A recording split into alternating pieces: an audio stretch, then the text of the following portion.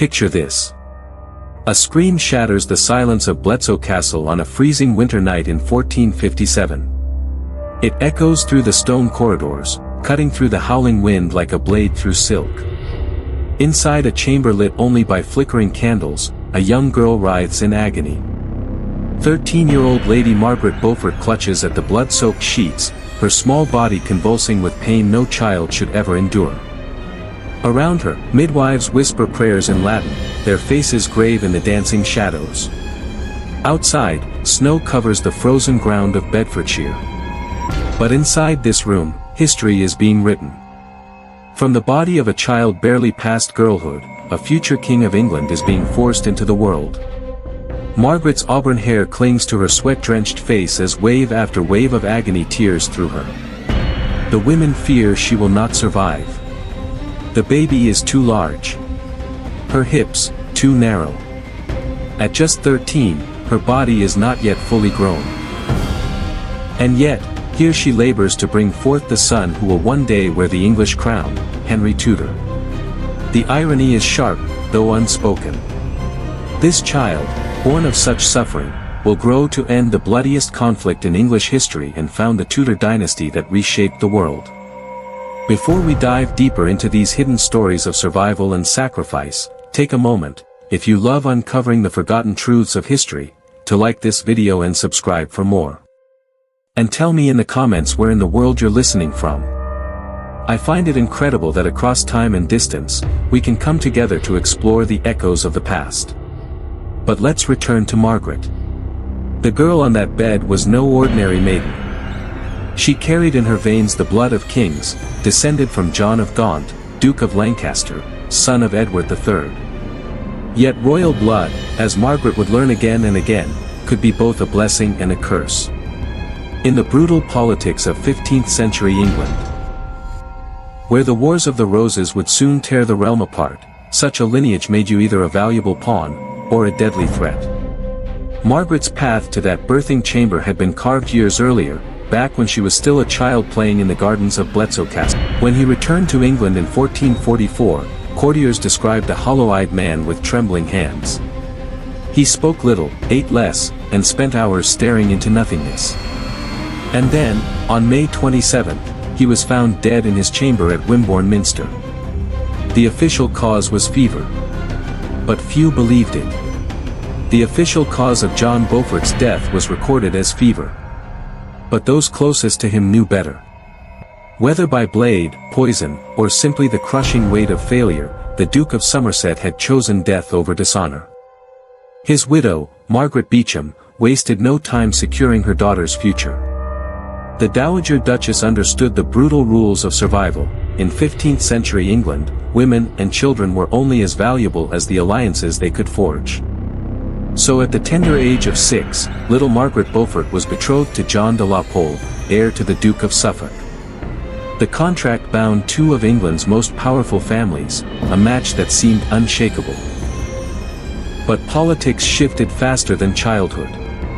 In 1450, Suffolk fell from grace. On his way into exile, he was seized at sea, captured by either pirates or political enemies. What followed was a death both brutal and humiliating. Dragged to the gunwale of his ship, he was forced to kneel while his captors hacked at his neck with a rusty sword. It took half a dozen blows before his head finally fell. In an instant, Margaret's betrothal was worth no more than the paper it was written on.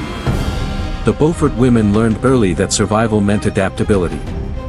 And so, another match was quickly arranged. This time, Margaret was promised to Edmund Tudor, Earl of Richmond. Edmund was the half-brother of King Henry VI, born of his mother's scandalous second marriage to Owen Tudor, a Welsh courtier who had dared to wed Catherine of Valois, the widowed Queen of England. Their union had shocked the nobility, but the king legitimized their sons, Edmund and Jasper, and elevated them to the peerage. To many, the Tudors were Welsh upstarts with questionable bloodlines. But they had something far more valuable than ancient pedigree, the king's favor. And so, in 1455, when Margaret was only 12 years old, she was married to Edmund Tudor in the Great Hall of Pembroke Castle, the same stronghold where she had played as a child. The tapestries on the walls told the proud stories of her Beaufort ancestors. In the chapel where she spoke her vows, the tomb of her grandfather, John Beaufort, watched silently. Edmund Tudor, a man in his 20s, seasoned by war and politics, stood beside a bride who was still growing out of childhood clothes. Yet the marriage was consummated immediately. In this world, there was no concept of waiting for physical maturity. The wedding night left a mark on Margaret that she would never speak of in later life. Its trauma was etched into her body, shaping her future pain, and her devout religious practices, which would border on obsession. Within months of her marriage, Margaret's young body began to change in ways that terrified her. The older women around her whispered in hushed tones, joy for a potential heir mingled with worry for such a fragile mother. Her own mother watched anxiously.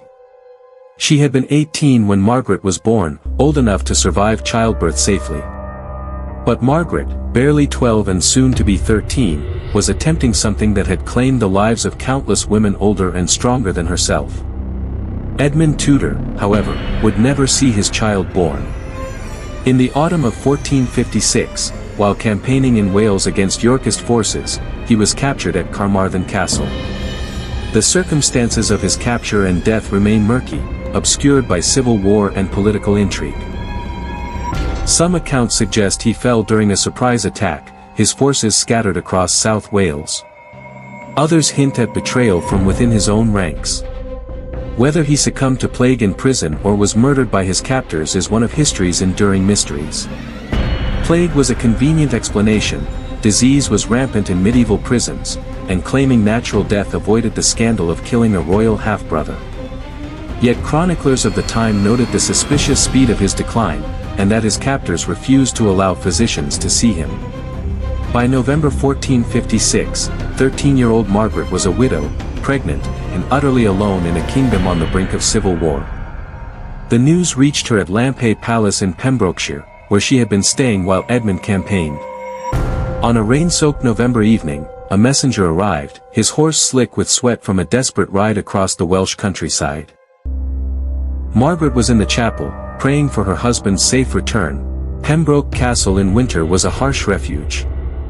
Built on a limestone outcrop above the Pembroke River, its great round keep rose nearly 80 feet, having withstood sieges and storms for 3 centuries. Comfort was not its purpose. Survival was. The chambers of Pembroke Castle were cold and drafty, warmed only by great fireplaces that consumed wood faster than the servants could supply it. Margaret's rooms were hung with thick tapestries, yet the wind still whistled through every crack in the ancient stones. The winter of 1456 into 1457 was particularly brutal. Ice formed on the inside of the castle windows, and the sea wind howled relentlessly. Margaret, her belly swollen with child, could barely walk across her chamber without exhaustion overtaking her. Her body, still that of a child in so many ways, struggled under the unimaginable burden she carried. The castle's physician, a learned man who had studied at Oxford and Paris, examined her with growing alarm. Her hips were too narrow, he confided to Jasper Tudor. The baby was badly positioned, and birth would be dangerous, perhaps fatal.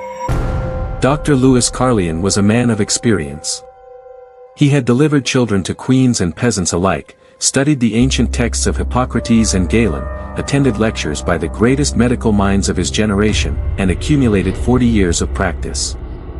Yet as he examined Margaret, all his learning seemed insufficient. Her pelvis was undeveloped, the child large and distressed. In a private meeting in the castle solar, Dr. Carlion spoke in hushed tones to Jasper Tudor as snow swirled outside the arrow-slit windows. The choice was grim.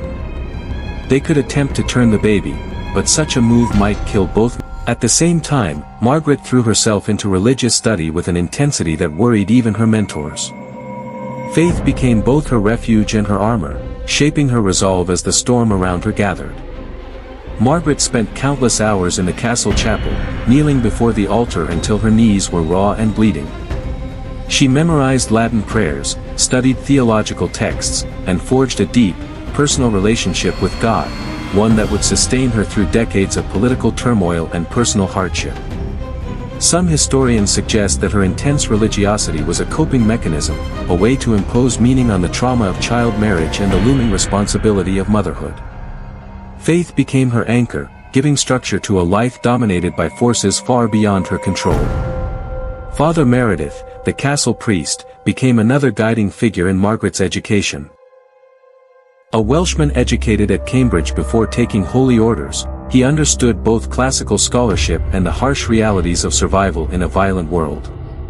He taught Margaret that God often worked through human agency, that prayer without action was empty, but action guided by prayer could move mountains. On a bitter January night in 1457, Margaret's labor began. She had been walking the castle battlements, taking the exercise Dr. Carlion insisted was necessary for her health. Then the first contraction struck, a pain unlike anything she had ever known. A crushing, tearing sensation split her body in two.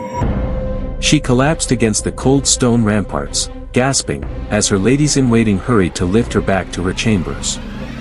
The midwives, seasoned women who had delivered countless children, exchanged heavy, knowing glances. They had seen this before, a child.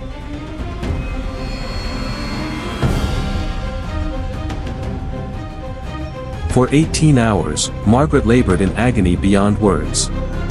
Her screams echoed off the stone walls until even her voice gave out, leaving only guttural gasps of suffering.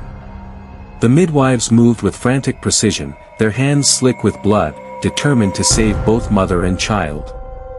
Dame Gwen Fch Dafford drew on every skill she possessed, massages, careful repositioning, herbal remedies, and whispered words of encouragement that carried through Margaret's pain. Outside, Jasper Tudor paced the corridors, his boots clicking on the stone flags. The fate of the Lancastrian cause, he knew, might die within those walls. Margaret's screams cut through the heavy oak doors like knives, and servants hurried past with hot water and clean linen, their faces pale with the knowledge of what was at stake. Father Meredith knelt in the chapel, praying ceaselessly for the young woman whose life hung by a thread. As dawn approached, Margaret's strength began to fail. She had been in labor nearly a full day. Her tiny body, still that of a child, had been pushed far beyond its limits. Dr. Lewis Carlion, summoned from uneasy sleep, examined her and whispered urgently to Dame Gwen. The baby was alive, but its heartbeat was weak and irregular. Margaret herself was bleeding internally, her pulse thready, her skin pale as parchment. A perilous decision was made. They would attempt manual extraction, a procedure that might save the baby but could kill Margaret. Dame Gwen, experienced but never with someone so young and small, positioned Margaret carefully, praying silently to Saint Margaret of Antioch, patron saint of childbirth. Then, with skill, strength, and a prayer on her lips, she guided the baby into the world. When the infant finally emerged, torn from Margaret's body in a process that nearly claimed her life, the chamber held its breath. The baby was pale, barely breathing, covered in blood and fluid. Silence reigned for a moment, broken only by Margaret's labored breathing and the crackle of the hearth fire. Then Dame Gwen cleared the baby's mouth and throat, and a sound cut through the tension, a thin, furious wail. The cry of life, announcing the arrival of Henry Tudor, the future King of England. Margaret, barely conscious, her body shattered by the ordeal, heard her son's first cry through a haze of pain and exhaustion. She tried to reach for him, but her arms would not obey. With gentle hands, Dame Gwen placed the infant briefly on Margaret's chest, their first fleeting contact, before taking him to the warmth of the fire to be cleaned and swaddled.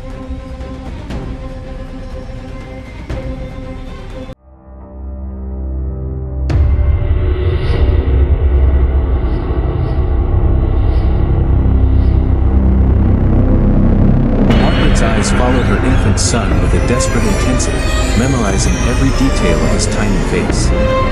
But the cost of his birth had been devastating. Her body was severely and permanently damaged. In the days that followed, Dr. Lewis Carlion examined her with a grim expression.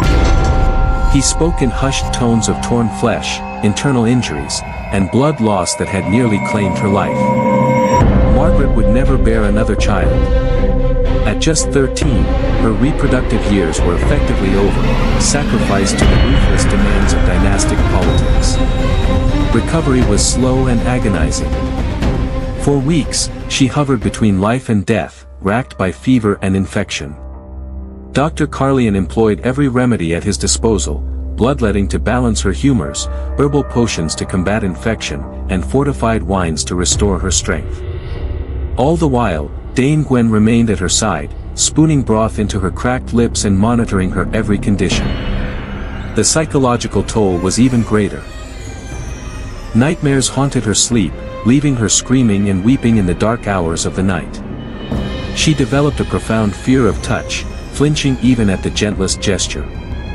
Her relationship with her newborn son, Henry, was complicated by the memories of his violent birth. She loved him fiercely, yet holding him often overwhelmed her with pain. And yet, though Margaret's body was broken, her spirit remained unshattered. Slowly, in the months following Henry's birth, she revealed the iron will and sharp intelligence that would mark her as one of England's most powerful women. She understood that her son represented the future of the Lancastrian cause, and that as a young, the Lancastrian king, Henry VI, was widely regarded as weak. Some whispered he was insane, and certainly incapable of effective rule. His queen, Margaret of Anjou, was far more capable, yet equally despised. A foreigner blamed for England's military failures in France and for the kingdom's slide toward civil war, she sought a solution in marriage. In 1458, barely recovered from the birth of her son, Margaret married Sir Henry Stafford, the younger son of the Duke of Buckingham. The wedding was a quiet affair, nothing like the grandeur of her first marriage to Edmund Tudor. She was still fragile, still grieving, and Stafford was a stranger chosen for political utility rather than affection. Stafford, a pragmatist and Yorkist sympathizer, understood that protecting Margaret meant protecting her valuable Beaufort estates and bloodlines. For Margaret, the marriage was a shield, safety for herself and her son. Even if it required sharing a bed with a man whose loyalties ran counter to her deepest convictions. The union was less about romance than survival, a practical solution to practical problems. The marriage contract, carefully negotiated by Margaret's mother and Stafford's father, reflected the complex politics of the time. Margaret retained control of her Beaufort estates, ensuring her son's inheritance remained intact. Stafford provided military protection and political cover for the family's Lancastrian sympathies. Most importantly, young Henry Tudor remained under Jasper Tudor's guardianship in Wales, a decision that likely saved his life. The marriage endured 14 years, through some of England's bloodiest conflicts. Margaret watched from the sidelines as fortunes shifted with shocking speed. Henry VI deposed, Edward IV crowned, Henry VI restored, Edward IV triumphant again. Each change brought new dangers for those of uncertain loyalties or valuable bloodlines. Margaret learned to navigate these treacherous waters with extraordinary skill. She cultivated relationships with women on both sides of the conflict, knowing that female networks often outlasted male alliances.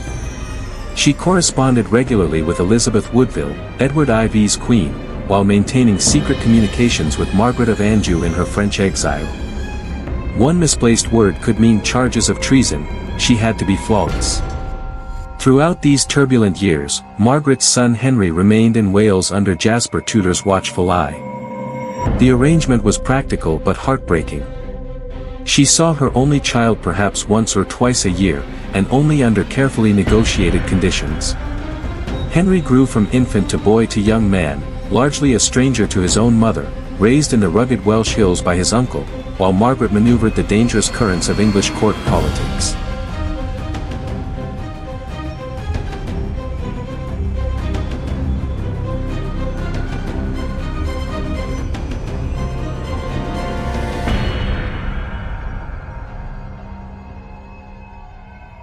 The separation was agonizing, and Margaret poured her maternal instincts into letters and coded messages that could safely pass through enemy lines. She sent gifts when she could, books, clothing, small tokens to remind Henry of the mother he barely knew. Yet anxiety shadowed every day, as she never knew if he was safe, healthy, or even alive. Henry's education in Wales was both comprehensive and practical. Jasper Tudor ensured that his nephew learned not just the accomplishments expected of a noble, riding, swordsmanship, music, and dance, but also the tougher lessons of survival. Henry became fluent in Welsh, understood the rhythms of rural life, and learned to command the loyalty of men who owed him nothing but respect. These skills would prove invaluable when he returned to claim his throne. Meanwhile, Margaret's own education continued under Stafford's roof. She learned to manage vast estates, interpret financial accounts, and navigate the intricate web of obligations that bound medieval society together. She studied law, history, and theology with the intensity of a scholar, sharpening the tools she would one day wield with extraordinary effect. Margaret's library grew to become one of the finest private collections in England, filled with works in Latin, French, and English, covering subjects from military strategy to mystical theology. She read, studied, and sharpened her mind, preparing for the turbulent years ahead. In 1461, everything changed again. Edward IV won a decisive victory at the Battle of Towton, the bloodiest engagement ever fought on English soil. On Palm Sunday, March 29, 1461, an estimated 50,000 men met on the snow-covered fields of Yorkshire. By nightfall, nearly half of them were dead. The Lancastrian cause lay in ruins, its leadership scattered or slain. Henry VI fled to Scotland, while Margaret of Anjou sailed for France with her young son, Edward of Westminster. The aftermath of Towton created a new and dangerous situation for Margaret. To protect him, she built an elaborate intelligence network. Servants and merchants were paid for news from Wales, clerks bribed for copies of royal correspondence. She did everything possible to stay ahead of potential threats. The constant vigilance was exhausting, but it kept her son alive. In 1469, Henry Stafford was wounded while fighting for Edward IV at the Battle of Edgecote. A deep thigh wound became infected, leaving him partially disabled and bitter over his service to the Yorkist king. He had risked his life for Edward IV, yet received little recognition or reward. The disappointment left him vulnerable, ripe for Margaret's subtle influence. Margaret nursed her injured husband through months of painful recovery, and in that time, she began to shift his loyalties. She never openly advocated for the Lancastrian cause, that would have been too dangerous. Instead, she planted seeds of doubt about Edward IV's competence, shared stories of Yorkist corruption and failure, and gradually persuaded Stafford that his service had been inadequately rewarded. The process required extraordinary psychological skill. Margaret had to overcome Stafford's years of Yorkist loyalty, his personal gratitude for Edward IV's mercy, and his natural caution. She achieved it through patience, repetition, and careful manipulation of his wounded pride. By 1470, the political landscape of England shifted once more. The Earl of Warwick, the powerful kingmaker, turned against Edward IV and joined forces with Margaret of Anjou, aiming to restore Henry VI to the throne. The alliance was improbable. Warwick had once put Edward IV on the throne and fought tirelessly against Henry VI, yet wounded pride and political calculation made strange bedfellows. Margaret watched these events with intense interest and growing hope. If Henry VI could be restored, if the Lancastrian cause could triumph, then perhaps her son could finally return from Welsh exile. Carefully, she began reaching out to other Lancastrian sympathizers, testing the waters for a potential uprising. Every message carried the risk of discovery, and death, for all involved. The restoration of Henry VI in October 1470 seemed almost miraculous. Edward IV fled to Burgundy, accompanied by his brother Richard of Gloucester, while Henry VI was led from the Tower of London and formally reinstated as king. The once mad king appeared bewildered, unsure how he had gone from prisoner to monarch overnight. Margaret attended the restoration ceremony at Westminster, witnessing firsthand the frailty and confusion of the man whose throne she now served.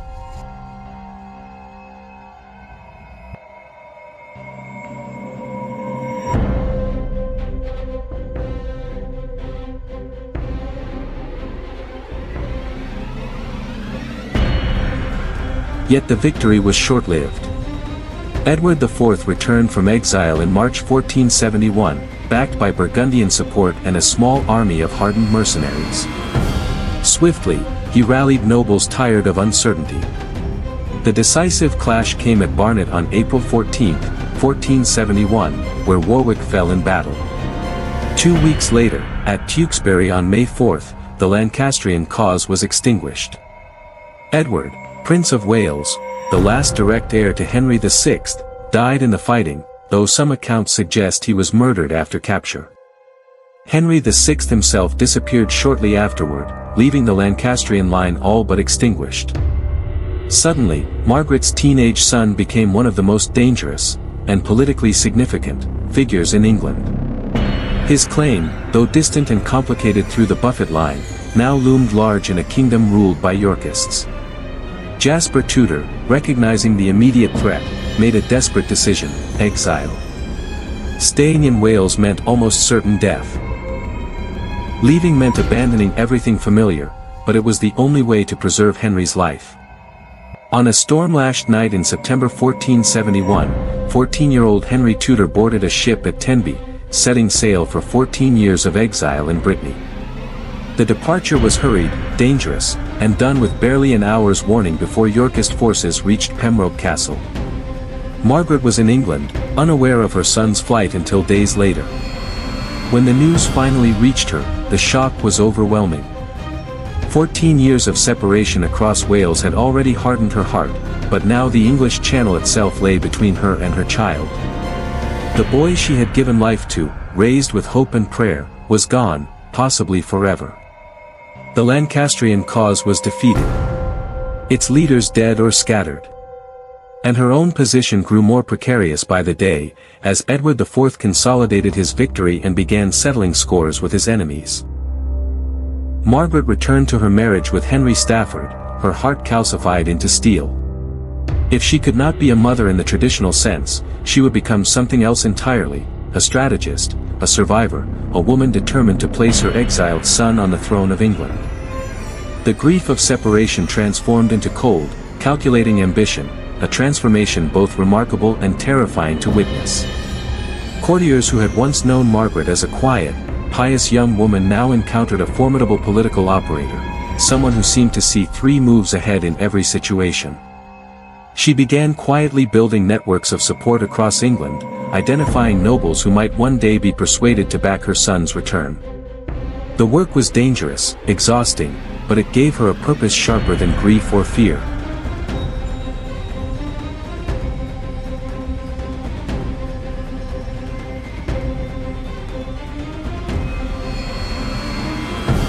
Henry Stafford died in 1471, shortly after Henry's exile began. Observers whispered about the timing. Stafford had been weakened by his war wound, yet his death arrived at a moment remarkably convenient for Margaret's political ambitions. Whether illness, poison, or stress was responsible, no one could say for certain. But his passing freed Margaret to pursue her goals with renewed determination. Now approaching 30, twice widowed, Margaret faced a critical choice for her next marriage. She could have sought safety, marrying a minor noble to protect her estates and leave her alone to grieve her lost son. Instead, she chose power. Her third husband was Thomas Stanley, Lord Stanley, one of England's most politically astute nobles, a man who had survived decades of shifting alliances by always backing the winning side at the perfect moment. Stanley controlled formidable military forces in northwest England, and his influence extended from the royal court to the merchant guilds. For Margaret, the marriage meant access to intelligence networks, political influence, and military resources that might one day prove vital to her son's cause. For Stanley, it offered the prestige of Beaufort blood and a web of noble connections. Their union was a partnership of convenience, but an extraordinarily effective one.